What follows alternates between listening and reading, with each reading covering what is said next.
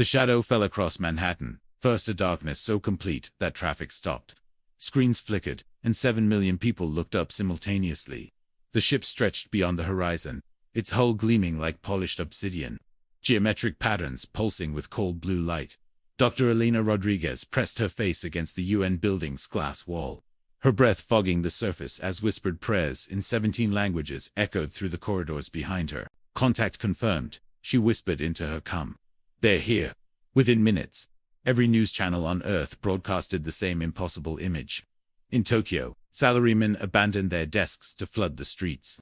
In Lagos, children pointed skyward with wonder while their parents wept.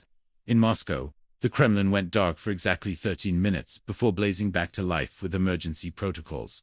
The aliens' first transmission arrived in perfect, emotionless English, Mandarin, Spanish, and Arabic simultaneously. We are the Valorian Collective. We study. We categorize. We decide. Elena's translation team scrambled, as more languages flooded in every human tongue spoken flawlessly, clinically. Prepare your most capable representative. Understanding will commence. Commander Kale-9 stood in the ship's central chamber, his elongated form draped in biometallic robes that shifted with his thoughts. His species had transcended emotion eons ago, replacing primitive feelings with pure logic and collective consciousness. Around him, holographic displays showed Earth's surface wars, pollution, inequality, destruction. Standard patterns for a pre-extinction species. Humans demonstrate typical evolutionary markers, reported analyst Vex7, her voice devoid of inflection. Resource depletion, territorial aggression, hierarchical oppression. Estimated survival probability, 0.23% over the next millennium. She paused, neural implants processing data streams. However, certain behavioral anomalies require investigation. The anomalies flickered across their screens. A mother shielding her child from gunfire in Syria. A billionaire donating his fortune to clean water projects. Strangers forming human chains to rescue flood victims. Artists creating beauty amid devastation. Kale-9's analytical mind struggled to categorize these actions. They served no logical evolutionary purpose. Elena stepped aboard the Valorian ship 3 hours later, her hands steady despite knowing she carried humanity's fate. The corridors stretched impossibly long, walls humming with energy that made her teeth ache. The translation device they'd given her felt cold against her temple, its tendrils interfacing directly with her neural pathways. You speak for your species, Kale-9 stated as she entered the chamber.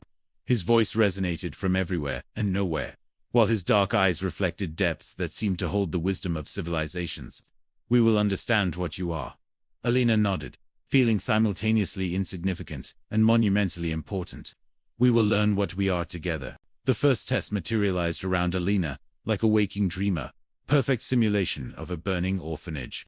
Digital flames licking at digital walls, while digital children screamed. She knew it was fake, yet her heart hammered as she rushed toward the nearest child. The Valorians watched, calculating, as she cradled the simulation and whispered gentle words. Fascinating, Vex7 noted.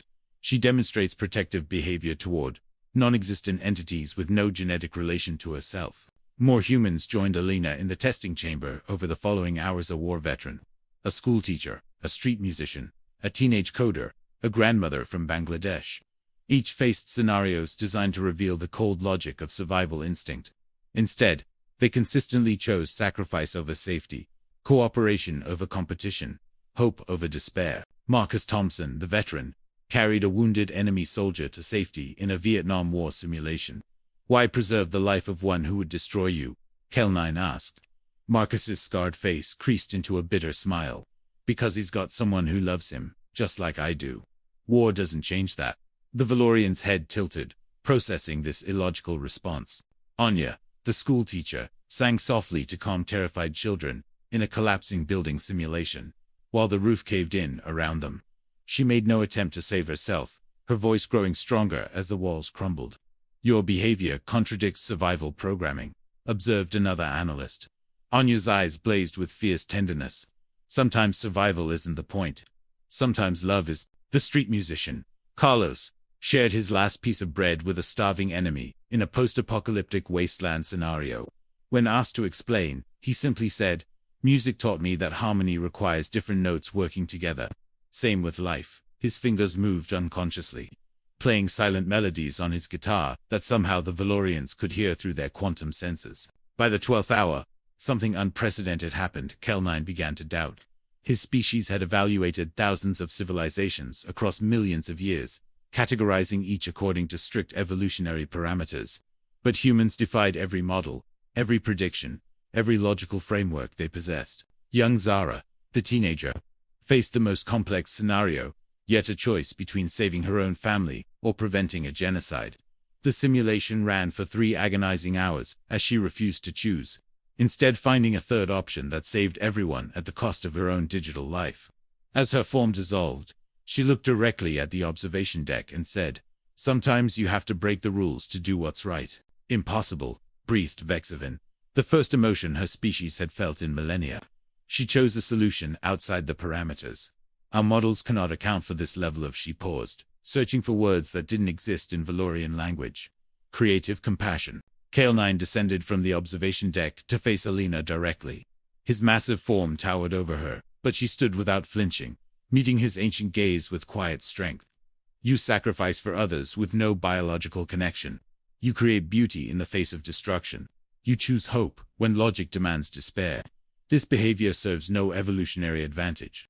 Alina smiled, the expression transforming her face into something luminous. "That's exactly the point. We're not bound by evolution anymore. We choose who we want to be."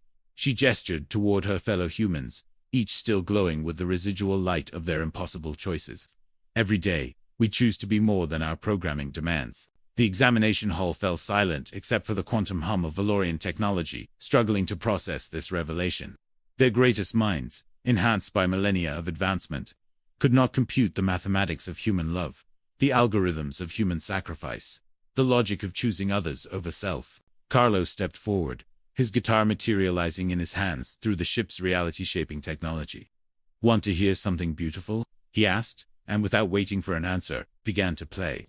The melody was ancient and new simultaneously, carrying fragments of every lullaby ever sung, every battle hymn ever raised, every love song ever whispered in the dark. The Valorians froze as the music washed over them, their neural implants sparking with unfamiliar resonances.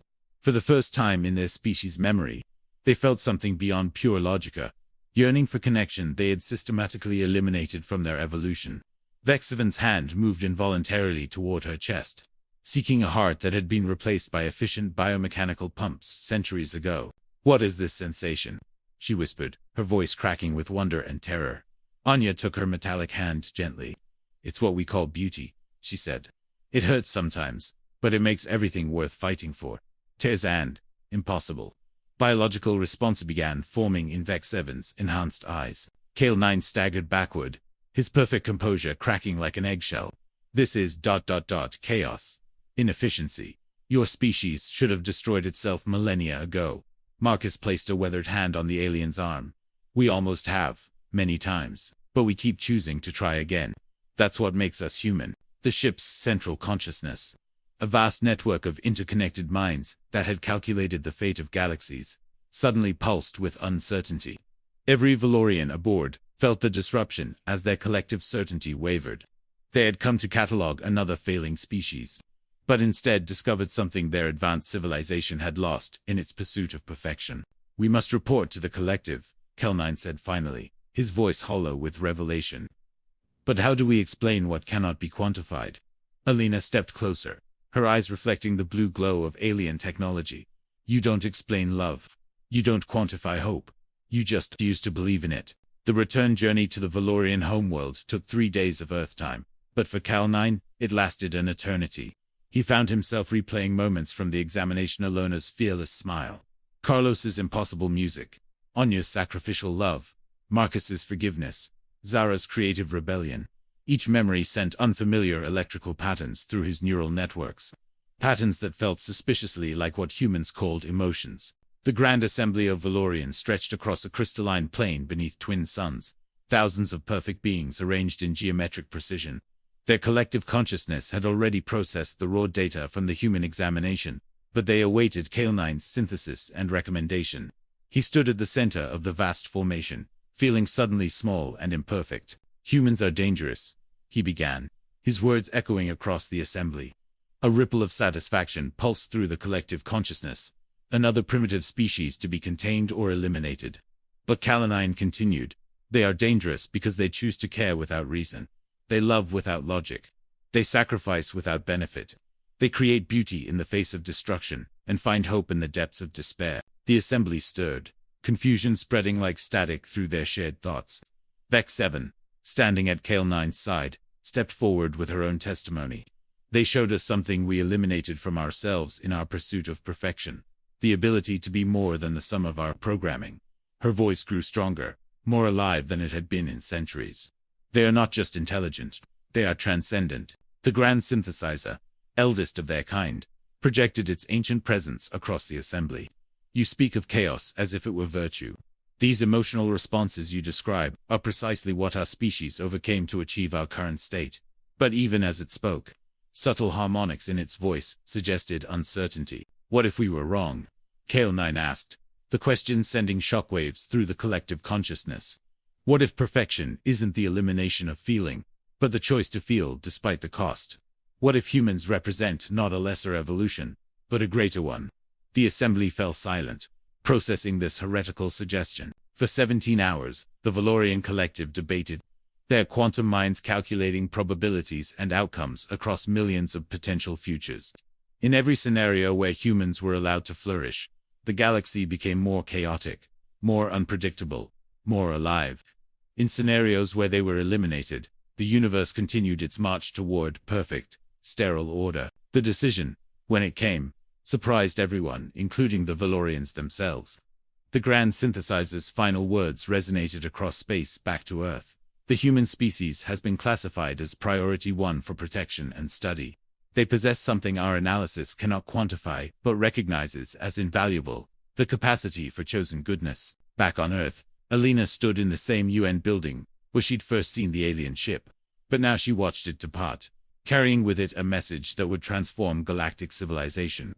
Calanine's final communication played through speakers worldwide. We came to evaluate your survival potential. Instead, we learned why survival matters. You are not dangerous because of your weapons or your wars. You are dangerous because you remind the universe what it means to choose love over logic, hope over despair, connection over isolation. The transmission ended with something unprecedented in Valorian history. A thank you. Thank you for showing us that perfection without choice is not perfection at all. The galaxy is watching now, not to judge, but to learn. As the alien ship disappeared beyond Earth's atmosphere, Alina smiled at the small crowd gathered around the radio. Carlos strummed his guitar softly. Anya hugged her students. Marcus saluted the sky. And Zara live-streamed the moment to millions of fascinated followers. They had done something impossible. They had taught their teachers, loved their judges, and reminded ancient wisdom that sometimes the youngest voices carry the oldest truths.